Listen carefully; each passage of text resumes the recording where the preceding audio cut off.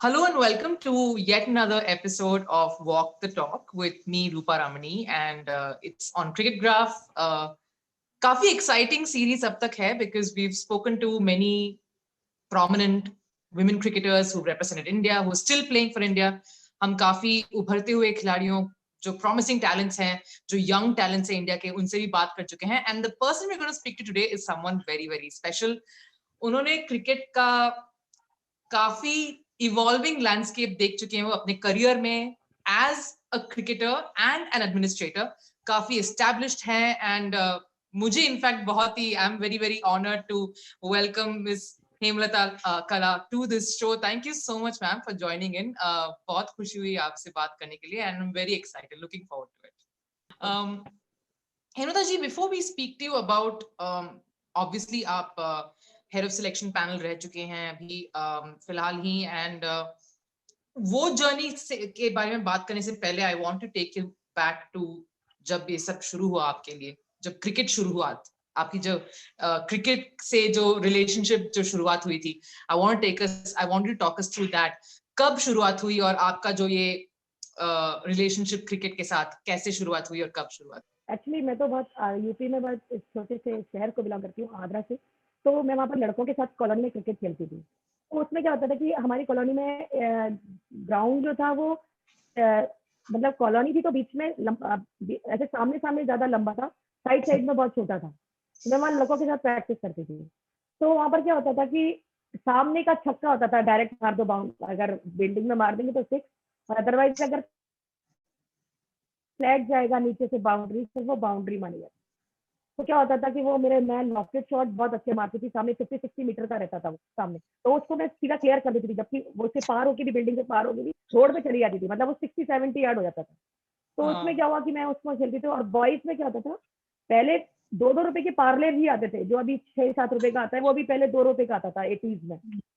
तो उसमें क्या होता था, हम लोग उसको कहते थे कि जो अगर जैसे जीती हुई टीम जो है 5 पार्ले रखते थे, जो जीतेगा वो 5 पार्ले ले लेगा उसको. तो हम लोग वो लगा के खेलते. तो उसका मोटिवेशन इतना ज्यादा था कि वो छक्के मेरे इतने क्लियर हो रहे थे कि जो हर लड़का जो, क्योंकि मैं ही एक अकेली लड़की हुआ करती थी. तो उसमें क्या करते थे वो लोग कि मुझको ही लेते थे टीम में, सब लड़के. मतलब चाहते थे कि हेमा हमारी टीम में हो, क्योंकि मेरे जो शॉट्स थे सामने के वो इतने क्लियर हिट होते थे कि मुझे खुद समझ में नहीं आया कि मुझे बाद में एडवांटेज देने वाले इंडियन टीम में. पहले तो बच्चा थे तो समझ में ही नहीं आया. फिर उसके पता चला, पहले पता ही नहीं था विमेन क्रिकेट है कि नहीं है. आगरा जैसे शहर में थे, छोटे से थे, इतनी बड़ी फैमिली थी, तो सोचा भी नहीं कि कभी इतना लंबा जाएंगे खेलने के लिए. लेकिन एक बार पता चला भाई, आगरा के किसी ने मेरे को, कोच ने आके बताया, आगरा की टीम बन रही है विमेन्स की टीम है, आप लोग जाइए और क्रिकेट खेलिए, आप अच्छा खेलते हो. तो मैंने कहा चलो मैं होके आती हूँ टूर्नामेंट में. तो एक हमारे यहाँ पे एक ग्रुपियारी सत्संग भी थी जो टूर्नामेंट करा रहे थे वाले, वो क्या उधर आगरा के सेक्रेटरी हुआ करते थे. तो मैं गई, हमारे घर से वो कम से कम 10-12 किलोमीटर था. तब आप सोचिए कि हम बस में जाती थी मैं खेलने के लिए, 50 पैसे का टिकट हुआ करता था. हम उसको 25 पैसे देते थे, 25 पैसे समोसे के लिए रखते थे अपने लिए कि हम आते समय उसमें से खा लेंगे. तो वो रहता था. तो उसका भी रहता था मोटिवेशन कि 25 पैसे बचेंगे तो वो हम लोग खा सकते हैं. तो हम लोग इतनी दूर में प्रैक्टिस करने के लिए जाती थी वहां पर. तो जब उन लोगों ने मेरा पहला गेम देखा तो मैं मीडियम पेस भी करती थी और वो भी करती थी. तो उन्होंने मेरे को सिलेक्ट कर लिया आगरा की टीम में सिलेक्ट करा. लकीली क्या हुआ कि पहले विमेन क्रिकेट का इतना ज्यादा स्कोप नहीं था, बहुत ज्यादा विमेन क्रिकेटर्स नहीं थे. तो मैं सिलेक्ट हो गई उसमें, आगरा की टीम में. मैं बाहर ट्रायल देने के लिए भी गई. फिर उसमें मेरा पहली बार में यूपी के लिए भी सिलेक्शन हो गया, क्योंकि विमेन क्रिकेट में कोई इतना लंबा हिट मारता ही नहीं था. तो उसका एडवांटेज मुझे मिल गया कि भाई पहली बार कोई लड़की देखी है जो छक्के मार दे रही है ऐसे करके. तो मुझे लगा यार, मैंने तो मजाक में क्रिकेट ऐसा करा था कि भाई सामने, क्योंकि भाई उसको छक्का मार देते थे तो एक पार्ले भी हो जाता था हमारा. तो इसलिए फिर मैंने वहां से सेंट्रल जोन में भी सेलेक्ट की. सब चीजें पहली बार में मिलती चली गई. तो वो जर्नी थी मेरी, स्टार्टिंग पॉइंट मेरा वहां पर. तो मैंने वो स्टार्ट करा क्रिकेट, वहां से मेरा स्टार्टिंग हुई. फिर मैं यूपी काफी टाइम तक, मैंने 95 तक यूपी के लिए खेला. फिर मेरा सिलेक्शन रेलवे स्कूल हो गया. फिर 95 में मेरे टीम में भी सिलेक्शन हुआ, लेकिन मैं पूरा सीरीज नहीं खेल पाई. फिर 99 में फिर मैंने डेब्यू किया अपना लंबे पीरियड के बाद. फिर ऐसी जर्नी चालू हो गई. मतलब वो दिन मेरे को याद है कि मतलब जो शॉट मैंने हमने केवल इसलिए सोचा था कि भाई पार्ले जी जीतने हैं, इसलिए वो शॉट लगाती थी। तो वो बाद में मुझे एडवांटेज मिलने वाला है, इंडियन टीम के लिए भी मिलने वाला है, यूपी टीम के लिए भी मिलने वाला है, तो उसका एडवांटेज मुझे बाद में मिला उस चीज से। हेमा मैम, आप इतना सारा अमेजिंग आपका जो जर्नी आप बता रहे हैं क्रिकेट में, it's really really nice to hear. उस समय आपके जब यंगर डेज में है, ऑब्वियसली विमेन क्रिकेट उतना प्रोमिनेंट नहीं था। आई थिंक आप जो पहले सेट ऑफ क्रिकेटर्स थे जो इतना बड़ा और इतना अचीवमेंट कर पाए फॉर इंडिया, कोई प्रॉब्लम्स या स्ट्रगल्स या चैलेंजेस जरूर होंगे आपकी? बहुत लोग ने रोका होगा आपको क्रिकेट खेलने के, ऐसे कोई स्टोरीज हैं आपके आपके भी करियर या जर्नी में? देखिए, सबसे बड़ी प्रॉब्लम होती है फैमिली की तरफ से कि फैमिली आपको सपोर्ट करती है कि नहीं। बिल्कुल बाकी तो आप समाज कर सकते हैं, जो भी कर सकते हैं, लेकिन पहले जी। फैमिली होती है। लेकिन मेरी फैमिली में, क्योंकि हम लोग 9 भाई बहन है, 5 बहनें और 4 से भाई हैं हम लोग, तो 9 भाई बहन थे और फादर एक ही थे कमाने वाले। लेकिन उन्होंने कभी भी मुझे किसी भी चीज के लिए नहीं रोका। मैं बॉयज के साथ क्रिकेट खेलती थी, लोग बोलते थे नहीं आपकी लड़की लड़कों के साथ खेलती है, ये करती है, घूमती रहती है, लेकिन उन्होंने कभी ये नहीं सोचा कि भाई उसको नहीं भेजना चाहिए या नहीं करना चाहिए। लोगों ने मतलब बोला ही होगा, ऐसा तो नहीं हो सकता कि मेरी मम्मी लोगों को नहीं बोला होगा, बिल्कुल। क्योंकि आपको पता है 80s में क्या हालत थे, लोग अपने घर से बच्चियों का जाना भी पसंद नहीं करते थे। लेकिन उन्होंने उन्होंने मेरी ना मेरे किसी भी मेरे पेरेंट्स ने, मतलब मेरे मम्मी पापा ने कभी मेरे को मना नहीं किया। मेरी सिस्टर्स ने हमेशा सपोर्ट करा। अगर मैं दयाल बाग अगर मैच खेलने जाती थी तो मेरी सिस्टर्स मुझे लेके जाती थी, अपने पैसों से मुझे अपने सामान दिलाती थी। मतलब ये एक, अगर मैं आज इस जगह पर हूँ तो उन सबके सपोर्ट की वजह से हूँ। अगर शायद वो अपने पैसों में से मुझे बचा के स्पाइक्स नहीं दिलाते या पैड नहीं दिलाते या बैट नहीं दिलाते अच्छा, तो आज मैं कहीं पर भी नहीं होती। तो वो एक पूरा पूरा एक परिवार का जो बैकअप था मेरे पीछे, वो मेरे को उस जगह पर ले गया। तो मुझे ये लगता है कि शायद मेरी माँ बाप ने मेरे को वो समाज को देखने ही नहीं दिया जो कि नेगेटिव थे। क्रिकेट नहीं खेलेगी लड़की, या लड़कों के साथ नहीं घूमेगी, या भाई विमेन क्रिकेट आपको भी पता है कि लड़के ज्यादा खेलते हैं अभी भी। अगर आप एक एकेडमी में जाएंगे तो उसमें 100 लड़के होंगे, एक लड़की क्रिकेट खेल रही होगी। अब आप सोचिए, मतलब मैं एक स्टेडियम में अकेली लड़की होती थी और 400 लड़के होते थे क्रिकेट के। तो ये बहुत बड़ी बात थी कि माँ बाप ने उसने मेरे को जाने दिया। तो मतलब मुझे नहीं लगता कि मुझे वो चीजें मेरे माँ बाप ने मुझे फेस करने दी, क्योंकि अगर कोई भी मुझे कोई बाहर का आदमी बोलता आपको क्रिकेट नहीं खेलना है, या अगर वो उल्टा सीधा बोलता, तो शायद मैं मैं मैं नहीं खेलती क्रिकेट। लेकिन शायद मेरे माँ बाप ने मुझे मेरे तक बात आने ही नहीं दी। तो मुझे लगता है कि मेरे माँ बाप के सपोर्ट होने की वजह से ये चीजें मैं नहीं देख पाई। नहीं तो अदरवाइज आप सोचिए, मेरे घर में सब मैरिड है, मेरी माँ बाप ने मुझे कभी नहीं कहा मैरिज करनी चाहिए, आपको जैसा फ्रीडम मिला है, मतलब मुझे बोला आपको जैसा जीना है आप वैसे जिए, आपको अगर क्रिकेट के लिए अपने आप की लाइफ लगानी है आप लगाइए। मैं अभी भी क्रिकेट के लिए काम कर रही हूँ, सेलेक्टर थी, इससे पहले भी काम कर रही थी, और मैं अभी भी विमेन क्रिकेट के लिए काम कर रही हूँ छोटे से शहर में। तो मुझे लगता है कि मतलब मेरे पास मेरे माँ बाप ने वो चीजें आने नहीं दी कि भाई कि समाज वाले क्या कह रहे हैं तेरे लिए। कभी मेरे माँ बाप ने मुझे ये भी नहीं बोला। और मेरे माँ बाप ने हमेशा बोला जो भी करो आप दिल लगा के करिए, उससे आप कहीं ना कहीं स्टैब्लिश होने की कोशिश करिए, नाम निकालने की कोशिश करिए। हमेशा बोला आप अपना अपना जो वो है मतलब लाइफ है थोड़ा अच्छा, मतलब प्रोग्रेस करिए, अच्छे गलत चीजों में आपका नाम नहीं आना चाहिए, बाकी सब ठीक है, बाकी आप आगे बढ़ो। वाओ हेमा मैम, काफी इंस्पायरिंग स्टोरी है आपकी, and it's nice to hear all of this. Hopefully आप काफी और लेडीज जो सुन रहे होंगे, जो देख रहे हैं ये, उनको भी काफी इंस्पायर करेंगे आपके वर्ड्स से। ऑब्वियसली आपकी क्रिकेटिंग परफॉर्मेंसेस, आपके क्रिकेटिंग करियर को अगर हम थोड़ा देखें तो काफी प्रोलिफिक करियर था आपका ओडीआईज और टेस्ट में। टेस्ट की बात थोड़ी करते हैं मैम, ऑब्वियसली काफी खेले थी आप अपने टाइम में। um, एक औसत 50 का बहुत ही रेयर होता है एक वुमेन क्रिकेटर को टेस्ट में कंसिस्टेंटली वो निभाना, वो नंबर निभाना। आप कैसे वो कर पाए, और कुछ जो मोमेंट्स आप अगर बात करेंगे आपके मेमोरेबल परफॉर्मेंसेस के बारे में टेस्ट क्रिकेट में, उसके बारे में जरूर बताइए प्लीज। देखिए मैम, टेस्ट से पहले मैं वनडे की बात जरूर बताना चाहूंगी। मैं आपको बताती हूँ कि वनडे में मेरा एवरेज केवल 20 का है, क्योंकि इसमें मुझे कोई वो नहीं है कि 20 का क्यों रह गया।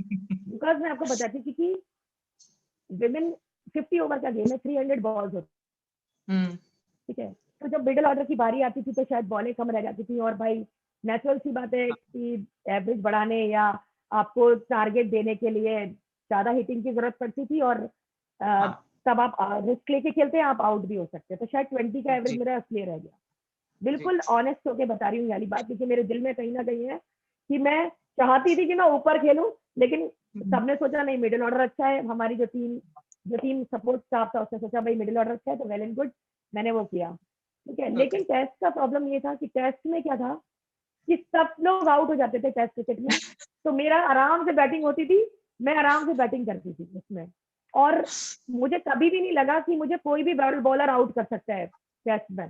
आप बिलीव नहीं करेंगे, मतलब अगर मैं सोचूं कि मैंने 110 की 2 बार पारी खेली, हम्म 110 अगेंस्ट हम्म इंग्लैंड अगेंस्ट न्यूजीलैंड, दोनों ही बहुत अच्छी टीमें थी। तो जी और साउथ अफ्रीका में 60 किया, फिर इंग्लैंड में 60 किया, फिर 50 किया, मतलब बहुत सारे स्कोर थे वन टेस्ट के। मुझे ये लगता था ये टाइम मेरे लिए सबसे अच्छा है, क्योंकि भाई हिमा इसको तू ही कर सकती है, क्योंकि तेरे को वनडे में बैटिंग नहीं मिली, टेस्ट में मिलेगी, तू आराम से खेल, तेरा टाइम है अभी। और उसके पीछे आप बिलीव नहीं करेंगे, हम लोग पहले टेस्ट मैच खेल रहे थे फर्स्ट, जो हम लोग हम्म 110 इंग्लैंड में मैंने लखनऊ में मारे। मैं हम्म, आपको एक दिन पहले की स्टोरी बताती हूँ, क्योंकि शायद ये भी बहुत लोगों को नहीं पता होगा, शायद केवल झूलन गोस्वामी बिल्कुल को पता होगा ये वाली बात। मैं झूलन गोस्वामी की रूप पार्टनर थी, और ओह मेरे आंख में एक गोहरी हो गई थी, गोहरी होती है ना, एक एक छोटा सा हम्म, फुंसी टाइप की हो जाती है सही आंख में, हाँ हाँ हाँ वो हो गई थी मेरे। अब क्या हुआ, मैं 2 दिन पहले मुझे ये लगा कि भाई अगर ये मेरी गोहरी है तो ये हम्म मेरे को कोच खिलाएंगे नहीं, क्योंकि अनफिट हो जाऊंगी मैं खेल नहीं सकती इससे। तो मैंने क्या किया, मुझे खेलने का इतना शौक था कि किसी तरह से मेरा नंबर लगे, किसी तरह से मैं खेलने के लिए जाऊं, मतलब मुझे खेलने के लिए अगर आना है तो मेरे को जाना ही, मतलब किसी तरह से खेलना है। और मुझे बिल्कुल पता था अनफिट लोगों का कुछ काम नहीं है इसमें। हम्म मैंने क्या किया, मैं सुबह उठी, मैंने देखा अपना फेस, तो मेरी गोहरी बहुत बड़ी हो गई थी और वो पीली सी हो रखी थी। मैंने, आप बिलीव, मैं बिल्कुल ऑनेस्टली बता रही हूँ, मतलब हम्म, अब सब लोग बोलते होंगे कि नहीं ये हाइजीनिक नहीं है, ये नहीं है, ये वो नहीं है, लेकिन उस टाइम का बता रही हूँ। मैंने टूथपिक ली और मैंने उसको ऐसे करके ऐसे कर दिया, उसमें से इतना सारा, मतलब जो भी था उसके अंदर वो पूरा बाहर आ गया, मेरे पूरा बाहर, मतलब मेरा लिटरली मेरे खून आने लग गया उसमें से, आंख इधर से। लेकिन क्या हुआ, मैं उस वाले नेट के लिए फिट हो गई मैं, मतलब वो टूट गई तो वो दब गई पूरी की पूरी, तो मेरी आंख ठीक हो गई हम्म उससे। ठीक है, एक दिन पहले की बात बता रही हूँ मैं आपको, टेस्ट से एक दिन पहले की बात। मैं उस हम्म, टेस्ट में खेलना चाहती थी, और कहते ना कि जहां पर रहा वहां भगवान भी दिखाता है आपको, बिल्कुल जहाँ चाहा वहां बिल्कुल रहा। तो उन्होंने क्या किया, मैंने जब तोड़ी तो झूलन ने कहा दीदी आपने तोड़ दी ये करे। मैं कहा कोई बात नहीं झूलन यार, अगर कल का मैच खेलूंगी तो फिर ये तोड़ना पड़ेगी, नहीं तो मेरे को खिलाएंगे नहीं कोई भी। हाँ तो मैं, सबने बोला यार इसकी तो कल गोरी थी ठीक हो गई, मैंने कहा मैंने ऐसे कर दिया। ठीक है, अब उस दिन भी क्या हुआ टेस्ट मैच में भी, कि मेरी मशीन को कुछ प्रॉब्लम हो गया उधर, इसका कुछ हम्म उसको कुछ प्रॉब्लम हुआ, वो हॉस्पिटल एडमिट थी। हम्म लेकिन क्या, मतलब वो चली गई हॉस्पिटल, हम लोग को बहुत चिंता भी थी उसकी, क्योंकि वो हम लोग की बहुत अच्छी फ्रेंड भी थी। हम्म लेकिन वहां पर विकेट पे विकेट गिर रहे थे हम लोगों के। मैंने कहा भाई अपना अपना चांस आने वाली है, अपनी पैड कर लो तुरंत। तुरंत पैड हम्म, किया, आप बिलीव नहीं करेंगे टीम की क्या सिचुएशन थी, उन्होंने बहुत मतलब इंग्लैंड टीम तब बहुत अच्छी टीम मानी जाती थी। तब क्या जी होता था, इंग्लैंड इंग्लैंड और इंडिया का बहुत फाइट हुआ करता था मैच में। जी तो वो लोग मैं गई, मैंने 110 रन बनाए, आप बिलीव नहीं करेंगे, मैंने शायद, मैं इस बात में भी मुझे कुछ वो नहीं है कि मेरी शायद फिटनेस नहीं थी इसलिए 110 से आगे मैं नहीं चल पाई, लेकिन हम्म कोई भी ऐसा बॉलर नहीं था जो वो आउट कर सकता हो। तो मैंने वो विकेट अपने आप फेंक दिया, थकावट से फेंक दिया शायद। हम्म लेकिन वो मैं सोचती हूँ कि अगर मैं उस चीज को नहीं करती, वो गोहरी नहीं तोड़ती, तो शायद मैं यहाँ पर भी 110 रन के लिए, मैं मेरे को खिलाते ही नहीं, मुझे मुझे अंदर ही नहीं रखते वो लोग टीम में। हाँ तो वो भी मैं सोचती हूँ। फिर मैंने दूसरा न्यूजीलैंड के अगेंस्ट 100 मारा, तो दूसरे न्यूजीलैंड के 100, हिंदुस्तान इंक ने उस वाले मैच को प्रायोजक किया, हम लोग का स्पॉन्सर था, पहली बार स्पॉन्सर मिल रहा था हम लोगों को हाँ विमेन क्रिकेट में। और शुभांगी मैम ने बहुत बहुत किया था अपने सेक्रेटरीशिप में, हम्म, कि मतलब स्पॉन्सर्स लेके आए। पहले जहां पर जी एक एक टी शर्ट मिलती थी, दो दो टी शर्ट मिलती थी, हम लोगों को क्लोथिंग का कोई कमी नहीं होने दिया। मतलब उन्होंने अपने टाइम पे बहुत किया। तो हम्म हिंदुस्तान इंक ने वो टूर्नामेंट ऑर्गेनाइज किया। तो उधर टेस्ट मैच था वापी में। तो वापी में क्या हुआ, एक दिन पहले जो उनका नेट सेशन था उसमें, एक तो नेट सेशन में क्या हुआ कि बॉयज बॉलिंग कर रहे थे, आप बिलीव नहीं करेंगे एक भी ऐसा बॉल नहीं था जिसमें मैं आउट नहीं हुई हूँ। तो मेरे हम लोगों का थोड़ी देर के लिए टी ब्रेक हुआ, तो उसमें मैं, अंजू जैन, मेरे फ्रेंड थी अमिता शर्मा, ये सब लोग बैठे। बोला पता है माँ, कल के मैच में ना कार है मारुति, मारुति 800 है। तो मैंने उनसे बोला यार मारुति 800 तो छोड़, पहले 2 रन करूं तभी फायदा है, पहले खाता तो खुले 1 रन से, तभी तो खेल पाऊंगी मैं। तो उन्होंने बोला नहीं नहीं है ना, ऐसा मत बोल। मैंने कहा नहीं यार, मतलब मैं आज तो बॉल टिप नहीं पा रही, और कल क्या होगा पता नहीं। और ग्रासी विकेट था, बिल्कुल फायरी विकेट, और न्यूजीलैंड बिल्कुल कंडीशन कि उनको, उनके मीडियम पेसर इतने फास्ट थे, उस टाइम मिलिकेंस थी उसमें, तो वो इतनी दूर से आती थी कि पहले विकेट क्रिकेट में से दूर से कोई मैंने देखा ही नहीं आते हुए। तो मैंने सोचा, मैंने कहा यार मैं शायद नहीं कर पाऊंगी इसको भी, मतलब मुझे लगा कि भाई आज ही नहीं बॉल समझ में आ रही है, तो कल क्या समझ में आएगी जब मेन विकेट पे जाऊंगी और मिलिकेंस बॉल डाल रही होगी, या उनका कोई भी। और आपको पता है न्यूजीलैंडर्स वगैरह का फील्डिंग बहुत अच्छी होती है। उनका तो वही ब्रिलियंट है मैच वो। शुरू हो गया, टीम, हाँ मैच शुरू हो गया, टीम में नाम था, भगवान की कृपा से नाम भी आ गया, खेलने लग गए। उस टाइम क्या हुआ, जल्द विकेट गिरने लगा, 51 फॉर 3 या 4 विकेट हो गए, मेरी चांस आ गई। मैंने क्या हुआ कि मैं रात का टाइम था, वो 1 घंटा था या आधा घंटा था, कुछ ऐसा था। 13 रन पे मेरा एक कैच छूट गया, और आप बिलीव नहीं करेंगे, 13 रन पे ही मेरा कैच लखनऊ में भी छूटा था, एक सबसे अच्छे फील्डर ने छोड़ा था, और न्यूजीलैंड के अगेंस्ट भी सबसे अच्छे फील्डर ने मेरा 13 रन पे ही कैच छोड़ दिया। मैंने सोचा आज भगवान तेरे साथ है, तो चक्कर अब तो ये दिन तो तेरे को बिता के ही जाना है, आज कुछ भी हो जाए। तो वो दिन हमारा हो गया। दूसरे दिन न्यू बॉल होनी थी, न्यू बॉल आनी थी मैच में, क्योंकि थोड़ी देर बाद न्यू, मतलब 90 ओवर हो गए थे उस दिन के, 4-5 ओवर वाली न्यू बॉल आनी थी। तो मैं और अंजू जैन वगैरह सब लोग बैठे थे, अच्छे फ्रेंड्स थे हम लोग, बहुत अच्छी, हम लोग बहुत बातें करते थे। तो हम लोग, अंजू ने बोला तू बोलती थी ना ओपनिंग चाहिए, तेरे को ओपनिंग चाहिए वनडे में, अब तुझे पता चलेगा क्या ओपनिंग होती है। तो क्योंकि न्यू बॉल आना दूसरे दिन, तो मैंने कहा, मैंने सोचा यार ये तो अब हंसी ना उड़े, इसलिए मुझे क्रिकेट खेलना है अब, ये तो चाहे कुछ हो जाए आउट नहीं होंगी आज। मेरा दूसरा दिन मैच हुआ, मेरे को अंजू जैन की वो बात याद है कि ओपनिंग बोलती थी ना तू, मेरे को अब पता चलेगा ओपनिंग। जैसी एम्पायर ने बोला न्यू बॉल, आप बिलीव नहीं करेंगे, मेरी ऐसी हालत थी कि अगर मैं आउट हो जाऊंगी तो बाहर जाके अंजू जैन ने क्या बोलना है मुझे।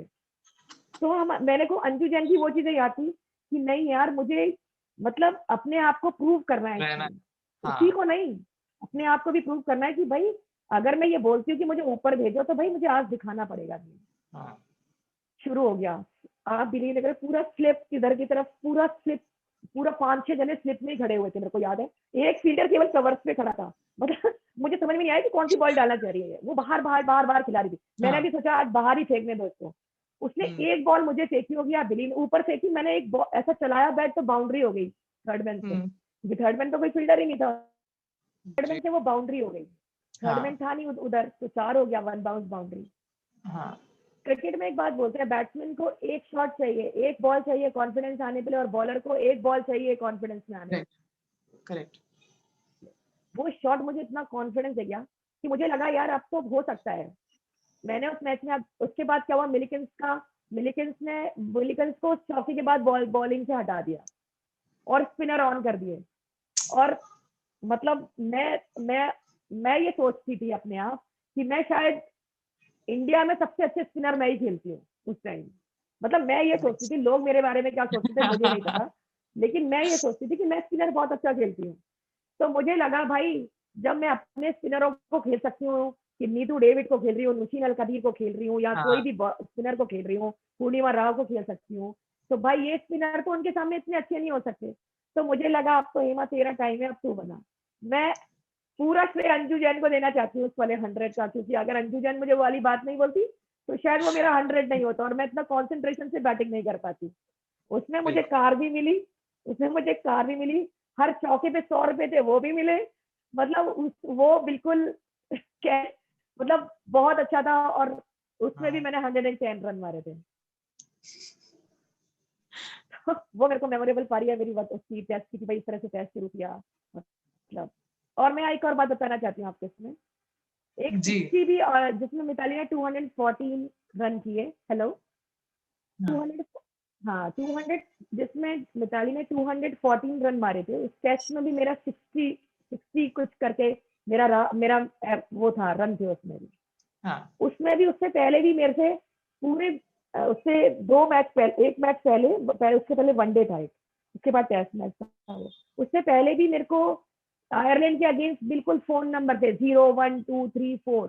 मैंने अपने कोच तारिक सिन्हा को जाके कहा सर मेरे से हो गया, अभी मेरे से नहीं होगा क्रिकेट, आप ऐसा करो किसी और को बुला लो, I want to go home. उन्होंने बोला नहीं, हमें आपका टैलेंट पता है, आप परेशान मत होइए, आप क्रिकेट खेलिए। तो शायद मेरे को ये लगता है कि मैंने वो 60 नहीं किया होता था, मिताली का भी वो वर्ल्ड रिकॉर्ड नहीं हुआ होता, तो वो मेरी पार्टनरशिप और उसकी पार्टनरशिप भी 100 से बिल्कुल ऊपर की थी शायद। हाँ मतलब 150 रन से ऊपर की रही होगी वो भी पार्टनरशिप। तो मेरे मतलब मैंने जब जब पारियां खेली है, उसके पहले मुझे एक एक चीज ऐसी मिली जिससे मेरे को हाँ प्रेरणा मिली उससे कि भाई मुझे करना है। जैसे मेरे कोच का विश्वास था जिसमें मैंने 60 किया। एक मेरे को लखनऊ टेस्ट में मेरे आंख जी में प्रॉब्लम था, उसकी वजह से मैंने कैसे कहते हैं कि आपका आपका फोकस हम्म होना चाहिए चीज पे। अगर आपके हाथ में अगर चोट लगी हुई है तो आपका आप मतलब तो आप ज्यादा फोकस से खेलेंगे क्रिकेट कि भाई मेरा ये हाँ हाथ ऐसा होना चाहिए या इसको प्रोटेक्शन देना चाहिए, तो शायद वो चीजें हो। तो ये चीजें मुझे लगता है कि मेरे को हर मैच के पीछे एक ना एक किसी चीज ने इंस्पायर्ड किया कि मैं फोकस रहूं अपने गेम के लिए, क्योंकि अगर मैं वो फोकस नहीं रहती तो शायद मैं इतने बड़े बड़े स्कोर टेस्ट मैच नहीं कर पाती। और रही बात की मैंने, क्योंकि मुझे ऐसा लगता था कि क्रिकेट में टेस्ट मैच में जो आपका परीक्षा है, ये क्रिकेट की जो हम्म टेक्निक का परीक्षा है या जो भी है टेस्ट है वो आपका, तो नेचुरल सी बात है आपको उसमें अच्छा करना है। तो वो भी मेरा प्रेरणा स्रोत रहा है हमेशा हमेशा। आप जब बात करते हैं हेमा जी, उस टाइम से आपने ऑब्वियसली क्रिकेट को बहुत ही क्लोज क्वार्टर से आपने देखा है, शायद आप क्रिकेटर के तौर पर हो या फिर एक एडमिनिस्टर के तौर पर बहुत ही क्लोज क्वार्टर्स में आपने क्रिकेट को ऑब्जर्व किया है आपके प्लेइंग डेज से अब तक। क्या चेंजेस आपको नजर आ रहा है? कैसे आपके आपके हिसाब से क्रिकेट कैसे इवॉल्व हुआ है? आपको कैसे लगता है कि अब तक क्या चेंजेस आए हैं वुमेन्स क्रिकेट पर्टिकुलरली? देखिए जब हम लोग खेलते थे सारी बहुत सारी चीजें नहीं थी, इतनी अच्छी हाँ फैसिलिटीज नहीं थी। मैं आपको आगरा का उदाहरण देती हूँ। आगरा में पहले एक लड़की मैच खेलती थी, मैं खेलती थी केवल क्रिकेट में आगरा में, और बाकी तो प्रोफेशनल नहीं थे लेकिन खेलते रहते थे, लेकिन इतने ज्यादा नहीं थे। आज आप हम्म बिलीव नहीं करेंगे, हम लोगों ने ट्रायल लिया है अभी कल परसों में, 150 बच्चों ने ट्रायल दिया। वो 150 वाह बच्चे, लड़की लड़कियां 150 थी, और सब में पोटेंशियल था, ऐसा नहीं था कि कोई भी बेकार कर रहा हो। तो ये चीज आगरा से समझ लीजिए याला इतना हम्म बड़ा चीज। इससे पहले क्या होता था, WCI के टाइम पे इतना ज्यादा स्पॉन्सर्स नहीं थे हम लोगों को, हम्म ठीक है, तो नेचुरल सी बात है कि मैच फीस भी नहीं थी, अपना पैसा लगा के जाना पड़ता था, विदाउट हाँ रिजर्वेशन जाना पड़ता, मतलब बहुत सारी चीजें हाँ उसमें। क्योंकि मैं ये नहीं बोलूंगी कि उन्होंने काम नहीं किया, WCI ने उस टाइम पे बहुत काम किया, लेकिन शायद तब लोग ज्यादा वुमेन्स क्रिकेट को पसंद नहीं करते थे या देखना जी पसंद नहीं करते थे, या जी मैन क्रिकेट इतना ज्यादा हावी था हम लोगों के ऊपर कि शायद उन्होंने किसी ने सोचा भी नहीं कि वुमेन्स क्रिकेट की तरफ तवज्जो दी जाए। लेकिन उन्होंने बहुत काम किया, उन्होंने सारे देखिए अगर वो लोग सीधे काम नहीं करते तो शायद हम 2000 अभी तक क्रिकेट नहीं खेल रहे होते। उन लोगों ने सारा काम किया, क्योंकि पहले फंड भी नहीं बिल्कुल थे, फिर भी नेशनल होते थे, जोनल होते थे, सब होते थे, सब चीजें होती थी। मे भी फ्लाइट में नहीं आती थी लड़कियां, ट्रेन में जाती थी, लेकिन वो हम्म टूर्नामेंट होते थे।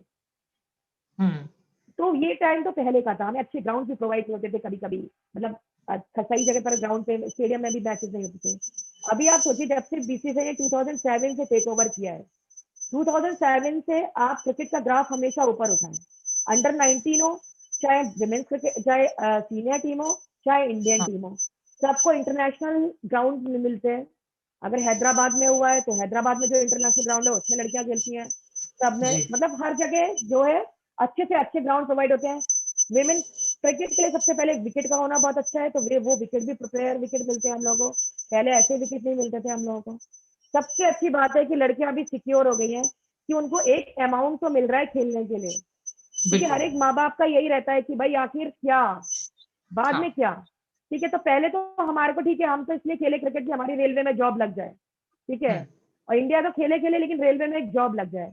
लेकिन अभी माँ बाप ये सोचते हैं भाई कि कुछ पैसा तो मिले, कुछ ये कुछ हाँ कुछ एडवांटेज तो मिले, मेरी लड़की खेल रही है तो हाँ सबसे पहले तो उन लोगों ने सबसे पहले बाय एयर आना शुरू कर दिया। तो माँ बाप हम्म ने भी सोचा यार मेरी लड़की बाय एयर जा रही है आ रही है तो कुछ ना कुछ तो हम्म होगा इसका। फिर उन्होंने हम्म, मैच फीस कर दी, 2500 ही थी पहले तो 2007-8 में, उन्होंने वो भी जी शुरू कर दी, ठीक है। और होटल फैसिलिटीज देना शुरू कर दिया, 3 स्टार 5, मतलब जिसको जैसा भी हुआ वो फैसिलिटीज देना शुरू कर दिया। फिर एनसीए होने लग गया, बीसीसीआई के अंडर में एनसीए के एनसीए अंडर 19 शुरू किया, सीनियर शुरू करा। तो क्रिकेट का ग्राफ वहां से 2000 चेंज होने लग गया कि लोगों ने, क्योंकि बीसीसीआई का इन्वॉल्वमेंट से नेचुरल सी बात है, जो क्रिकेट को देखते थे, जो विमेन्स को भी देखते थे और मेंस को भी, जैसे डब्ल्यूसीआई के टाइम पे हम ग्रांट लेने किससे जाएंगे, डालमिया सर से चले जाएंगे, या भाई वो क्रिकेट मतलब वही लोग आका माने जाते थे इस क्रिकेट, तो हम उन्हीं से लेने आएंगे। अब उनकी जिम्मेदारी हो गई, तो नेचुरल सी बात है उन्होंने हम लोगों को सपोर्ट करना शुरू कर दिया 2007 से। मुझे याद है मैं 2008 में जब मैंने क्रिकेट छोड़ा, उस टूर को करने के लिए बीसीसीआई ने हमको 2 या 2.5 लाख रुपए पर गर्ल दिया था उसमें, डेली अलाउंस। तो भाई बहुत सी बात है, जिसको 100 रुपए भी नहीं मिले उसको वो मिल जाए 2.5-3 लाख, तो बहुत बड़ी बात थी हम लोग, बहुत बड़ी बात है जी। तो वो भी हुआ। फिर टूर्नामेंट बढ़ गए, टूर्नामेंट सेंट्रल जोन लेवल पे होने, मतलब मैचेस मिलने लग गए गर्ल्स को। फिर ये हुआ कि भाई इंटरनेशनल पैनल पे भी हम लोग के मैचेस बढ़ गए, ठीक है, तो उससे भी फर्क पड़ा क्रिकेट को कि भाई मतलब जो पहले का क्रिकेट था उसमें ये फर्क पड़ेगा। फिर 2017 में बिल्कुल सिनेरियो चेंज हो गया, बिल्कुल, क्योंकि शायद मुझे लगता है मोदी की ये नीति की बेटी पढ़ाओ बेटी बेटी, मतलब ऐसा कुछ इनका स्लोगन था ना, बेटी बचाओ बेटी पढ़ाओ करके, तो वो वाले चीज जब मोदी आ गए तो नेचुरल सी बात है, नहीं तो आपको याद होगा शायद 2017 में हर मैच के बाद मोदी ने ट्वीट किया है अपने से, और जिस बच्ची ने वहां पर अच्छा खेला है उसको अप्रिशिएट किया है। वो बाय नेम, जब मेरे को लड़कियों से बात हुई तो वो बाय नेम एक एक लड़की को जानते थे, एक एक लड़की के लिए उन्होंने ट्वीट किया है। तो जब प्रधानमंत्री दे रहा है उसको ध्यान, तो नेचुरल सी बात है नीचे जनता तो देगी ध्यान, तो वो मीडिया ने भी सपोर्ट कर दिया एकदम से सबको। तो 2017 का जो वर्ल्ड कप था, जो हम लोग फाइनल में पहुंचे, वो सबसे बड़ा हमारा एडवांटेज था कि इससे पहले भी 2005 में हम लोग पहुंचे थे, जिसमें मैं मेंबर थी इस टीम की, तब शायद एक भी जना, मेरे को याद है हम लोग रात को पहुंचे थे, कोई भी जना लेने तक नहीं था, केवल जो मतलब मेंबर थे उसके बीसीसीआई मतलब डब्ल्यूसीआई के वही थे हमारे साथ, और कोई भी जना नहीं था। लेकिन 2017 में तो मैं खुद बोल रही हूँ, मैं बहुत छोटे आगरा को बिलोंग करती हूँ, पूनम और दीप्ति करवा के जो उनको स्टेडियम तक छोड़ने आए थे, तो ये बहुत बड़ी बात है। मतलब इतना ड्रास्टिक चेंज, सोचिए कि एक मैं आगरा में मेंबर थी जब मैं 2005 में आई, तो मुझे कोई मतलब अब छोड़ दीजिए ट्रेन तो मैं ट्रेन में ही गई होंगी, क्योंकि तब तो बीसीसीआई का टाइम नहीं था कि घर पे आके गाड़ी लेने छोड़ने जाए, तो मैं ट्रेन से आई होंगी। किसी को ये भी नहीं पता, मेरे माँ बाप को भी नहीं पता कि हम जीत के आ गए भाई। तो ये चीजें हैं कि भाई ये ड्रास्टिक चेंज हुआ है कि आप मीडिया ने उसको सपोर्ट करना शुरू कर दिया। फिर बीसीसीआई ने 50-50 लाख का अवार्ड उनके नाम पे डिक्लेयर कर दिया विमेन क्रिकेटर्स के। तो भाई नेचुरल सी बात है, जहां पर पैसा लगाता है ना कोई, जहां पर पैसों लोग भी इन्वॉल्व होते हैं, देखते हैं 50 लाख एक एक प्लेयर को मिल रहा है, आखिर मिल क्या किस ले रहा है, तो लोग भी उसकी तरफ आकर्षित होते हैं। फिर उन्होंने सबने हमारा मैच भी देखा, कम से कम उस टाइम व्यूवरशिप ही सबकी बहुत 83-87% रही होगी वर्ल्ड कप फाइनल की, और मैं वहां पर खुद मौजूद थी लॉर्ड्स में। मुझे पता है उस टाइम लॉर्ड्स पूरा फुल था। तो ये, और इससे पहले जब हम लोग 2005 में खेले थे, तो शायद जिनके पेरेंट्स थे वही देखने आए थे और कोई देखने नहीं आया था। तो ये चेंजेस हैं, ये चेंज है सबसे बड़ा, कि अभी सब लोग जानते हैं विमेन क्रिकेट को, कौन पूनम यादव, कौन हरमनप्रीत कौर, कौन मिताली राज। तो ये बहुत बड़ी बात है, और हमें खुशी होती है इस चीज को देखने की कि चलो भाई हम मतलब हम पीछे से क्रिकेट लेके आए हैं और हम अभी तक उसमें जुड़े हुए हैं, तो ये हमारे लिए भी बहुत गर्व की बात है कि हमारे बच्चों को इस तरह से एडवांटेज मिल रहा है। गर्व की बात जरूर है Hema ma'am, end of course आपको आपकी रोल एज एन एडमिनिस्ट्रेटर, उसके बारे में बात करने से पहले बस एक छोटा सा क्वेश्चन। अब ऑब्वियसली बहुत सारे जो इंस्पिरेशनल वुमेन क्रिकेटर्स हैं इंक्लूडिंग योरसेल्फ, उनके साथ आप ड्रेसिंग रूम शेयर कर चुके हैं, चाहे वो मिताली हो या झूलन हो।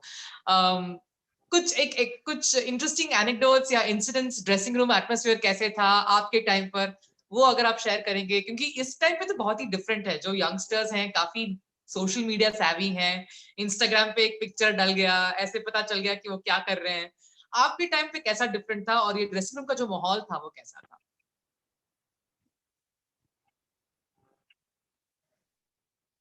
हमारा तो आपको मतलब मैं अब सोचती हूँ कि अंदर का ड्रेसिंग रूम का माहौल क्या होगा, तो मुझे नहीं पता। शायद न्यू जनरेशन है तो शायद चेंज हो सकता है, क्योंकि अभी सोशल मीडिया वगैरह सब है। पहले का जो माहौल था बहुत अच्छा था, फ्रेंडली था। मैंने आपको बता दिया, अंजू जैन ने मेरे को बोला कि भाई आपको आपको अब पता चलेगा कि क्या होता है। तो मैं उसको नेगेटिव भी ले सकती थी, लेकिन मैंने हाँ पॉजिटिव लिया कि अगर अंजू जैन मेरे को बिल्कुल। बोल रही है तो मुझे अच्छा करना है। मैंने उसका पूरा श्रेय दिया, उसको 100 मैंने उसी के चक्कर में मारे हैं वो। तो नेचुरल सी बात है। तो नेचुरल सी बात है, बहुत अच्छा एटमॉस्फेयर था। हम लोगों की 2 टीमें हुआ करती थी पहले, एयर इंडिया और रेलवे। हाँ लेकिन मेरी अंजू जैन बहुत अच्छी दोस्त थी, एयर इंडिया से थी वो। और झूलन गोस्वामी अमिता की बहुत अच्छी दोस्त थी, अमिता मेरी बहुत अच्छी दोस्त थी। तो नेचुरल सी बात है, बहुत अच्छा फ्रेंडशिप माहौल रहता था हमेशा। वाह। और एक बार मतलब हम लोग कभी कभी याद करते हैं चीजें, तो कि कैसे रहा होगा, क्या रहा होगा। तो मतलब मुझे कभी नहीं लगा कि कोई टेंस वाला माहौल ना होगा हमारे साथ। मैंने हाँ मैंने झूलन के साथ भी ड्रेसिंग रूम शेयर किया है, मिताली के साथ भी किया है, हरमन के साथ भी किया है, और एक जी स्पेशल पर्सन डायना डलजी के साथ भी किया है। कोर्स। सबका जैसे मैंने बोला आपको कि जनरेशन चेंज है।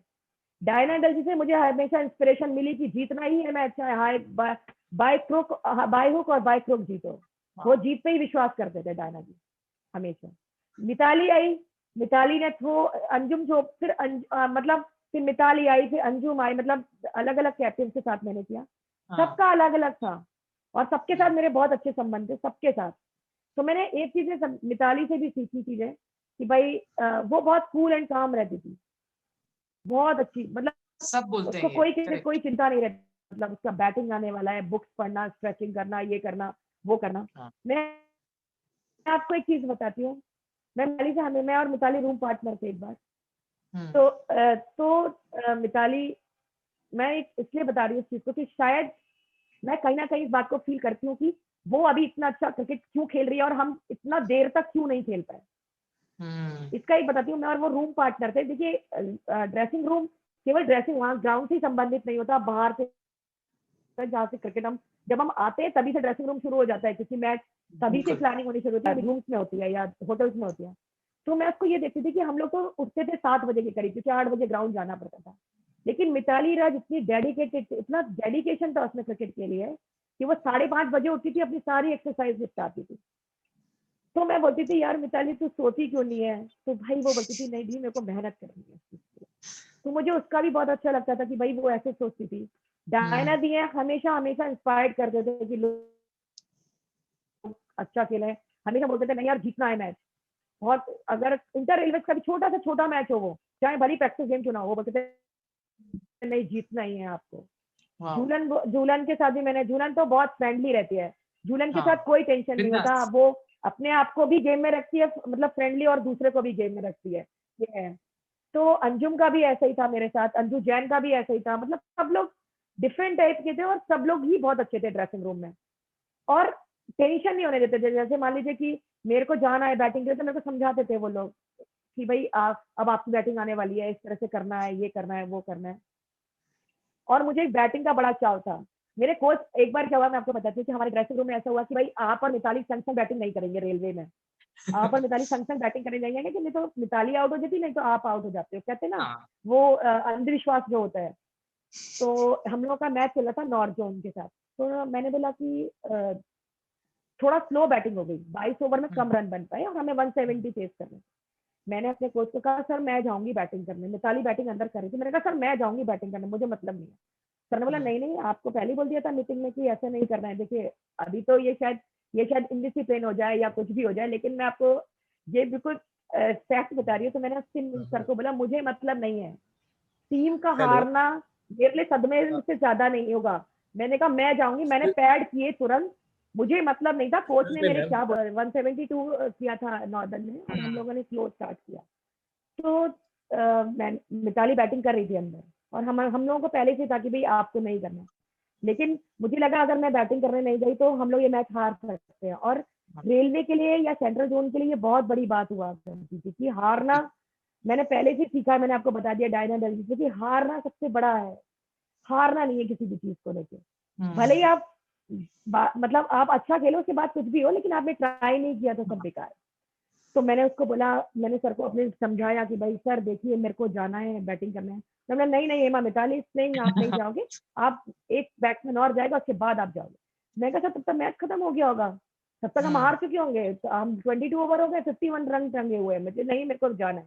तो मैंने नहीं नहीं नहीं, आप बिलीव नहीं करेंगे, शायद करती तो शायद हम लोग नहीं, हम लोग नॉर्थ जोन से वो मैच हार जाते हैं। उसमें हरमन भी खेल रही थी, रीमा मल्होत्रा, जया शर्मा, वो सारे के सारे मेंबर थे नॉर्थ जोन की तरफ से।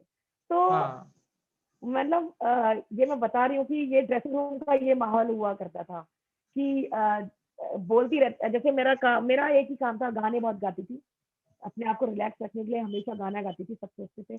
शायद ग्राउंड में भी मैं जब बैटिंग कर रही थी तो थोड़ा गुनगुना लेती थी, क्योंकि वो शायद मुझे लगता था रिलैक्स करने के लिए सबसे अच्छा माहौल है। क्योंकि आप उस टाइम किंग होते हो, क्वीन होती थी मैं उस टाइम ग्राउंड के अंदर विकेट पे, तो मुझे लगता था कि जो ड्रेसिंग रूम का हमारा माहौल है वो बहुत अच्छा हुआ करता था पहले।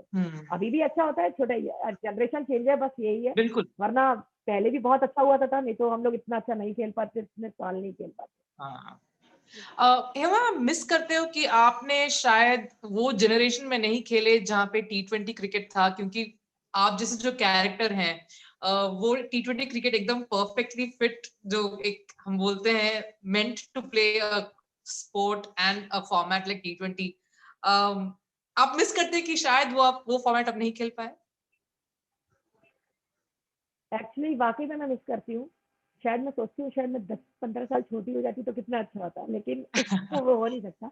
मैंने अपने कैरियर का एक ही T20 खेला है, उसमें मैंने 8 रन नॉट आउट किया अगेंस्ट इंग्लैंड, शायद 7 या 8 रन किए मैंने नॉट आउट। लेकिन मैं वाकई में उस चीज को वो करती हूँ कि मैं नहीं T20, क्योंकि गेम ही T20 का हुआ करता था, क्योंकि लास्ट के 10 ही ओवर या 5 ही ओवर मिलते थे हम लोग को खेलने के लिए, मिडिल ऑर्डर को। तो मुझे लगता है कि शायद उस टाइम T20 हुआ करता था, जो मेरे को और एडवांटेज हो सकता था कि मेरा गेम ही T20 के लिए था। क्योंकि मैंने जब 99 में खेला, तो मेरे को याद है जिस बॉलर को कोई खेल नहीं पा रहा था इंग्लैंड में, मैंने उससे छक्के मारे हैं उससे। तो नेशनल से बात है, मुझे लगता था कि भाई, मुझे अभी भी लगता है कि मैं 10-15 साल छोटी हो जाऊं और मैं T20 खेल लूं किसी तरह से, क्योंकि बाकी में ये जो फॉर्मेट है ये बहुत इंटरटेनमेंट भी है इसमें, और अपनी जो स्किल है, आप जो जिस तरह का मेरा गेम था, शायद वो मैं मतलब मैं उसके लिए बिल्कुल सही प्लेयर थी, लेकिन मैं नहीं खेल पाई। कोई बात नहीं, उसका मुझे मलाल नहीं है किसी भी चीज का, क्योंकि भगवान ने सब कुछ कर दिया। बिल्कुल। जो जो आप नहीं कर पाए, आप किसी और कैपेसिटी में ऑफ कोर्स कर रहे हैं, which is even more commendable, Hema ma'am, which is being an administrator. आप head of panel, selection panel के रह चुके हैं। उस एक्सपीरियंस के बारे में बताइए, हाउ डिफिकल्ट इज दैट, और कितना चैलेंजिंग है वो रोल, क्योंकि एक एडमिनिस्ट्रेटर और एक हेड ऑफ सिलेक्शन पैनल बनना आसान नहीं है। एक बात तो मैं बोलूंगी कि आपके पैनल में जितने 5 लोग हैं, अगर वो आपके सपोर्टिव हैं, आपको सपोर्ट हाँ, करते हैं, या वो हाँ, एक मत रखते हैं, तो मुझे नहीं लगता कि कोई भी चीज मतलब फेवर में नहीं होगी। अगर हम पांचों के जी, पांचों के अलग अलग मत होंगे, अलग अलग व्यूज होंगे, तो नेचुरल सी बात है, टीम स्प्लिट हो जाएगी। आपको एक एक बीइंग अ चेयरपर्सन, मुझे ये देखना था कि भाई सब में एकता हो, हम लोग हाँ, एक ही डायरेक्शन में जाएं। हाँ, हम लोग जब आए 2016 में, जब मैंने अटेंड किया, मतलब मैंने को अनुराग सर ने जब मेरे को बोला, आप पहली बात तो आप सुन लीजिए, इसके लिए पीछे भी स्टोरी हर चीज हाँ, के पीछे होगी मेरी। जी, मुझे लगा भाई, मैं मेरे 2015 में मैं शांता मैम के साथ पैनल में आई थी, मार्च हाँ, में। 2016 में मुझे लगा कि अब मैं नहीं रहूंगी, क्योंकि वो पैनल चेंज होना था, और मेरे ख्याल से नए सेलेक्टर्स आने थे, तो मुझे लगा मेरा नंबर कहीं पर भी नहीं लगने वाला। मैं मैं उस मेरे को लगा कि मेरा नई नंबर आएगा, तो मैं रेलवे की कोच बन के चली गई। ठीक है, हैदराबाद में हमारा कैंप लग रखा था, हाँ, क्योंकि मैंने सोचा टीम, भाई रेलवे की टीम को ही कोचिंग कर लेती, क्योंकि उससे पहले भी मैं कोचिंग कर रही थी। जी, 2012 में क्रिकेट छोड़ने के बाद जनवरी में मैंने 13 में रेलवे को, मैंने यूपी को कोचिंग कराई 2012-13, तो 13-14 मैंने उसमें 13 से 15 तक मैंने रेलवे को भी किया कोचिंग।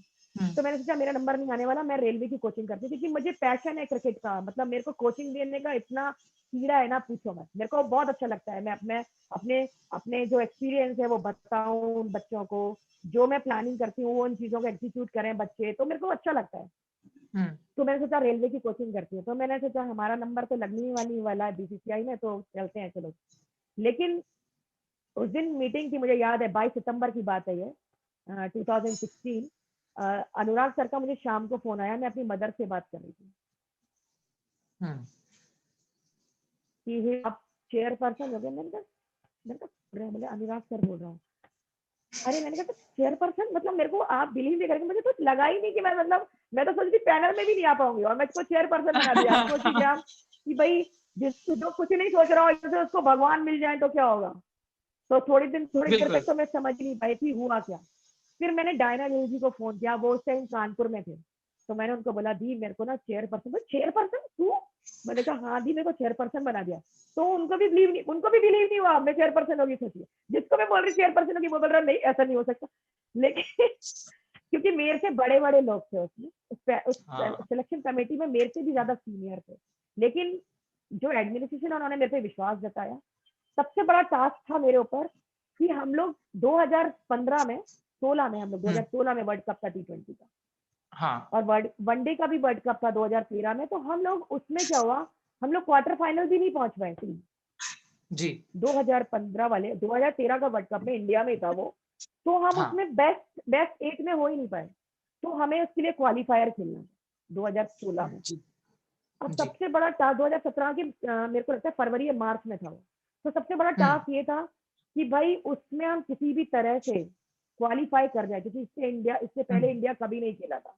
और ये हम्म। वाकई में हम लोगों के लिए भी बहुत सोचने वाली बात थी कि भाई इससे पहले इंडिया कभी नहीं खेला, 1973 से क्रिकेट शुरू हुआ है और अभी हम्म। तक क्वालिफायर नहीं खेला है 2016 से पहले, मतलब हम्म। 2015 से पहले। हम्म। तो कहीं ना कहीं हम लोगों में कुछ ना कुछ प्रॉब्लम है। हमें एक अच्छी टीम बनानी है उसके लिए, ताकि हमें वो टीम बैलेंस हो और वो क्वालिफायर में जाए। तो क्या हुआ कि हम लोगों ने वो टीम बनाई। पहली बात तो हम लोगों ने ज्यादातर वो प्लेयर रखने की सोची। देखिए विमेंस क्रिकेट में इतने सारे मैचेस नहीं होते, चाहे वो डोमेस्टिक हो चाहे वो इंटरनेशनल हो। हमें हम्म। भी लगता है एक प्लेयर को बहुत, अगर मैं एक चांस दूंगी और बोलूंगी आपने 100 नहीं करा, तो ये मेरे लिए भी जस्टिफिकेशन नहीं होगा कि भाई ये हम्म। मैं सोचूं कि भाई आपको भी मैडम एक ही चांस मिल रहा है, एक बार टीम बनाइए और घर जाइए अगर नहीं जीतती है तो। तो मुझे लगा भाई अगर मैं स्टेबिलिटी नहीं दूंगी टीम में किसी को भी, तो नेचुरल सी बात है कि प्लेयर आपके लिए परफॉर्म नहीं करेगा। प्लेयर वो उसमें ही जीता रहेगा भाई कि मैं होऊंगा कि नहीं होऊंगा टीम में। फिर वो अपने लिए खेलना शुरू करेगा, कहीं ना कहीं मैच हार दोगे। तो भाई मेरे को लगा कि भाई सबको स्टेबिलिटी देनी है मुझे, ताकि एक न्यू जनरेशन भी ऐड हो जाए और पुराने वालों का साथ भी ना छूटे। तो मुझे लगा कि भाई मेरे को साथ में लेके चलना है सबको। तो हमने क्या किया, हमने जो चेंजेस किए हमने ऐसा करा कि एक यंगस्टर या दो यंगस्टर डाले, बाकी 13 का पैटर्न वही रखा। हम्म। ताकि क्या हो कि जो बिल्कुल ही परफॉर्म नहीं कर रहा, बिल्कुल ही उसको चांस भी दे दिए गए, उसने परफॉर्म नहीं किया तो हमने उसको, या हमें लगता है कि वो उस इरा मतलब वो उस टूर्नामेंट को उस जगह पर जाके सही नहीं खेल सकता। क्योंकि मैं 2012 तक तो क्रिकेट खेल ही रही थी ना। तो उसके बाद 13 14 15 भी मैं क्रिकेट से ही जुड़ी हुई थी। तो जी। मुझे क्योंकि मैंने आपको बोला है, मेरे को ये लगता था कि मैं सबसे ज्यादा अच्छा रीड कर सकती हूँ। मुझे ऐसा लगता था अपने आप को देख के, क्योंकि ये सबको हो सकता है कि आप अपने बारे में क्या आप सोचते हो मैं सबसे ज्यादा खूबसूरत लग सकती हूँ, ऐसे मुझे ये लग सकता था कि मैं बहुत अच्छा चूज कर सकती हूँ चीज। तो मैंने सोचा कि मेरे को भगवान ने ये चीजें बहुत अच्छी तरह से दे रखी हैं, और शायद मैंने 18 साल रेलवे में बिताए हैं। तो आप बिलीव नहीं करेंगे कि मैंने वहां पर भी मैंने प्लेयर्स को रीड करना, कैसा कौन खेलता है प्लेयर, उसके लिए कैसा फील्ड सेट होना चाहिए, ये मिताली को बोलना, किस तरह कौन सा बॉलर बॉलिंग करेगा ये बता बोलना उसको, क्योंकि मैं वाइस कैप्टन हम्म। होती थी वो कैप्टन होती थी। तो हम दोनों ही इस चीज को करते थे। तो हम लोगों ने वो चीज वहां पर भी लाने की कोशिश की। तो मुझे ये लगा कि भाई वो प्लेयर उस जगह के लायक नहीं है, मे बी वो टीम में था पहले लेकिन नहीं है, वो उस जगह पर ज्यादा दिन तक नहीं चल सकता, और हमें हम्म। 2017 वर्ल्ड कप की तैयारी करनी थी। तो मुझे लगा कि हमें वहां पर उसको थोड़ा ड्रॉप करना चाहिए।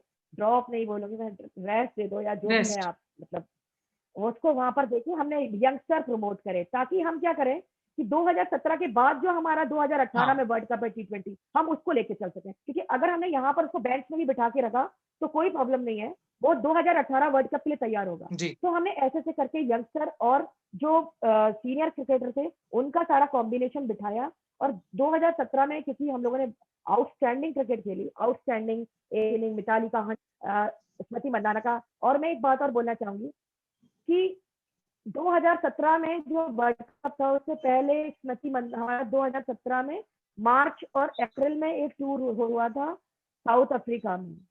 जी। उससे पहले स्मृति मंदाना इंजर्ड हो गई थी। जी। स्मृति मंदाना के इंजर्ड होने से क्या हुआ, हमारा जो टॉप ऊपर वाले बैट्समैन थे, मुझे ये लगा कि उस जगह स्मृति मंदाना का होना बहुत जरूरी है बड़े क्रिकेट में, क्योंकि हमें वहां पर अगर हराना है तो एक ऐसा बैट्समैन होना बहुत जरूरी है जो कि बहुत अच्छे शॉट्स मारता हो, जी क्योंकि इंग्लैंड में जो लॉफ्टेड शॉट अच्छा मारता होगा वो जरूर चलेगा, मुझे ऐसा लगता था। तो क्या हुआ कि मैंने उस टाइम का एडमिनिस्ट्रेशन में प्रोफेसर सेठी थे, अमिताभ सर थे, उन्होंने हम लोगों की मीटिंग थी, मेरा मेरा वहां से जूम मीटिंग था, वीडियो कॉन्फ्रेंसिंग थी, मैं साउथ अफ्रीका में थी, 2 सिलेक्टर मेरे यहाँ पर थे। तो मैंने उनको समझाया सर को कि सर देखिए, और 1 महीने पहले टीम देनी पड़ती है इसके लिए हम लोगों को, वर्ल्ड कप से पहले 1 महीने का टाइम होता है आपको कि वर्ल्ड कप की टीम पहले देनी है। उसके 25 या 20 प्रोबेबल मांगे थे हम लोगों से, 20 प्रोबेबल। तो मैंने सर से बोला सर देखिए हम लोग स्मृति मंदाना को रखते हैं, तो उन्होंने बोला वो तो इंजर्ड है माँ। तो मैंने कहा कोई बात नहीं, 1 महीने बाद तो क्या कह सकते हैं, भगवान किसको फिट कर दे किसको अनफिट कर दे, बिल्कुल। हम लोग उसको रखते हैं, अगर वो फिट नहीं होती है तो कोई प्रॉब्लम नहीं है, हम उसको रही खिलाएंगे, दूसरे को खिलाएंगे, उसको हटा 15 की टीम जानी है आफ्टर ऑल, तो हम उसको हटा देंगे, बाकी के चले जाएंगे। लेकिन मैंने कहा सर उसको रखते हैं टीम। तो वो उन्होंने वो मेरा सपोर्ट करा। बीसीसीआई अगर उस टाइम सपोर्ट नहीं करती कि नहीं मैडम आपको फिट ही प्लेयर्स रखने हैं, ये रखना है, वो रखना है, और शायद वो भी इतना हार्ड वर्क नहीं करती स्मृति मंदाना भी उस चीज को आने के लिए, वापसी के लिए अपने, तो शायद हम लोगों का वो ड्रॉबैक होता, हम कभी नहीं जीत पाते वो फाइनल, क्योंकि जो उसका फर्स्ट मैच में 100 रन का इनिंग है, उसके बाद देखिए उसने रन नहीं किए, एक 50 और एक और 100, मतलब एक 50 या 100 मारा एक और वेस्ट इंडीज के लिए, उसके उसने परफॉर्मेंस नहीं किया। लेकिन वो 200 जो आए उसके 200 जो उसने 2 मैचेस में रन किए, वो अगर वो नहीं करती तो शायद हम लोग वो वर्ल्ड कप में फाइनल में नहीं पहुंच पाते। तो वो एक हम लोग का डिसीजन बीसीसीआई की मदद से इतना अच्छा हो गया कि वो हमें वर्ल्ड कप के नजदीक ले आया। ठीक है, तो वो भी रहा। फिर अभी मैं अनुराग, अभी जो नया पैनल आया है अभी जनवरी में, जो नए हमने सिलेक्शन किया अभी 2020 के वर्ल्ड कप के लिए, उसमें भी नहीं, वो था जनवरी में मीटिंग थी हम लोग की, और 2020 के लिए हम लोग की टीम जाने वाली थी वर्ल्ड कप के लिए। हाँ, ऑस्ट्रेलिया टीम जाने वाली थी। उससे पहले हम लोगों का एक और टूर्नामेंट था वहां पर, ट्राई सीरीज भी होनी थी। तो मैंने सर को बोला, मेरी सबसे बात हुई, लेकिन मेरे भाई जब तक सेक्रेटरी नहीं बोलेंगे, प्रेसिडेंट नहीं बोलेंगे, तब तक कुछ हाँ नहीं हो सकती। लेकिन उसमें दादा, मतलब सौरभ गांगुली सर, जय शाह सर, दोनों ने बहुत सपोर्ट किया। पूनम यादव उस टाइम, उसका आपको नवंबर या दिसंबर में उसका ये इंजरी हो गया था उसको फिंगर में। तो उसके लिए क्या हुआ कि मैंने सर से बोला कि सर हम लोग पूनम यादव को भेजना चाहते हैं, बिकॉज मैंने पूनम यादव का सारा देखा था, जितना भी मैंने उसका पास्ट में देखा, तो उसने हर टूर्नामेंट में विकेट ले रखे थे। मतलब वो कोई भी ऐसा टूर्नामेंट नहीं था जिसमें कि वो सक्सेस नहीं हुई हो, और खास तौर पे इंग्लैंड वगैरह के टीम के अगेंस्ट, ऑस्ट्रेलिया के अगेंस्ट जरूर, मतलब उसका अच्छा रहता था। तो उन्होंने बोला अनफिट है, तो मैंने बोला सर वो फिट हो जाएगी, आप बात कर लीजिए, हो भी सकता है फिट हो जाए, आप टीम के साथ रखिए उसको, ठीक है। एक ऑस्ट्रेलिया टीम गई, बहुत मतलब देखिए एक प्लेयर का ही आपको पता है कि बहुत खर्चा होता है, ठीक है। वो प्लेयर, उनको पता था कि वो नहीं खेलने वाला है वहां पर, लेकिन उन्होंने उसको कैरी किया 16वें मेंबर के रूप में उस टूर्नामेंट में, मतलब ट्राई सीरीज में उसको कैरी किया, उसको फिट हो गई लड़की, और उसके साथ उसका ट्रेनर भी लगा रहा, उसके कोच जो रमन सर है वो भी लगे रहे, सब ट्रेसी भी मतलब जो उनकी फिजियो है उसने भी बहुत वर्कआउट किया उसके साथ, और वो फाइनल, वो आपको पता ही है कि उसने पहला फर्स्ट मैच खेला, 4 विकेट मारे उसने ऑस्ट्रेलिया के, वो सबसे बड़ा मतलब वो टर्निंग पॉइंट था फाइनल में जाने के लिए। तो हम लोगों ने कुछ कुछ ऐसे डिसीजन लिए कि वो टीम को बेनिफिट हो गए, अगर बीसीसीआई के सपोर्ट से, अगर बीसीसीआई उस टाइम हमें बोलता था नहीं फिट प्लेयर जाएंगे मैडम और कोई नहीं जाएगा, तो शायद हम लोगों के लिए भी ये मतलब नुकसान हो जाता है इंडियन टीम के लिए। लेकिन मैंने ये देखा है कि बीसीसीआई के सब जितने भी लोगों से मिली हूँ आज तक, वो सभी लोग विमेन क्रिकेट के लिए बहुत ज्यादा, मतलब वो सोचते थे विमेन क्रिकेट के बारे में कि उनको इम्प्रूव करना है, और जो लड़कियों ने करके दिखा दिया। और एक और था कि जब मेरे टाइम में क्या हुआ एक बार कि जब नया चैलेंजर स्टार्ट हुआ, न्यू चैलेंजर तभी मेरे टाइम पे स्टार्ट हुआ। मैं ये नहीं बोलूंगी कि उस टाइम सिलेक्टर की गलती थी या किसी की भी गलती थी। मैं 3 बार मैंने चैलेंजर खेला है, और मैं 3 बार हाईएस्ट रन गेटर हूँ चैलेंजर में। जब पहली बार जब चैलेंजर हुआ तो उसमें मैं हाईएस्ट रन थे मेरे, और मैंने हर मैच में अपनी टीम को जिताया था, कह के जिताया था ये मैं जिताऊंगी, क्या मैच ये मैं जिताऊंगी, कह के जिताया था मैंने। आज शायद विनोद शर्मा सर अगर मेरा इंटरव्यू देख रहे होंगे तो उनका चित्र याद था, उन्होंने बोला मिताली की टीम जीतेगी। मैंने कहा ये हो ही नहीं सकता, मिताली की टीम जीते, वो 10 रन पे आउट है और मैं कल मैच जिता के आने वाली हूँ।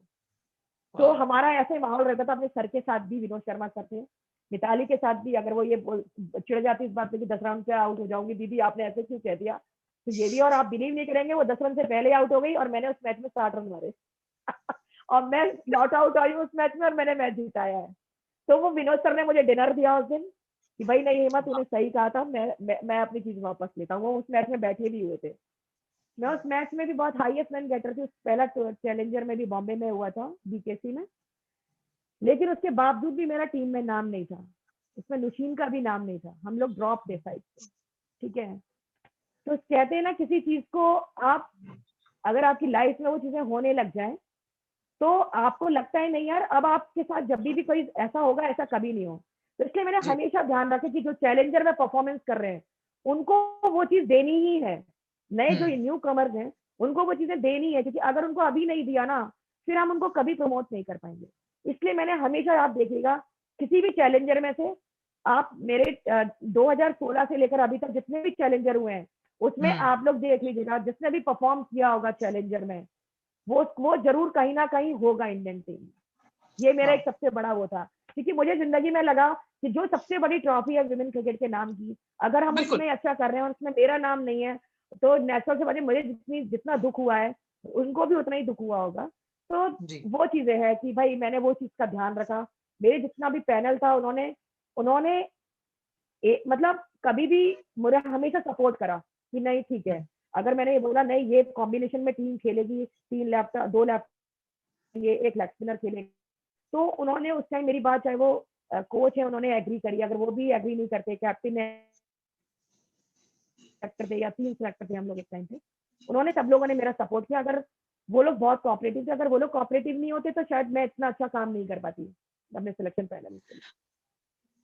Just to sum it up, Hema ma'am, and before we ये इंटरेक्शन रैप अप करने के लिए, just to sum it up, आपको क्या लगता है इस पॉइंट, जिस पड़ाव पर है अभी women's cricket, Indian women's cricket जिस सिचुएशन पे है अभी इस वक्त, what is the way forward? Future आपको कैसे दिखता है और क्या क्या शायद चीजें जरूरी है या फिर क्या इंप्रूवमेंट जरूरी है यहाँ से बस बेहतर होने के लिए और थोड़ा ज्यादा एक better future for Indian women's cricket देखने के लिए क्या होना चाहिए और यहाँ से? देखिए अभी तो बहुत अच्छा हो गया है कि फ्यूचर हमारा बहुत ब्राइट है, क्योंकि आगे आने वाले टाइम में, अभी तो कोरोना से शायद मेरे ख्याल से प्रॉब्लम हो रही है इसलिए नहीं हो पा रहा, लेकिन आगे आने वाले टाइम में बहुत अच्छा होगा। और मुझे लगता है कि एज अ प्रोफेशनल लोग क्रिकेट लेने लग गए हैं अभी।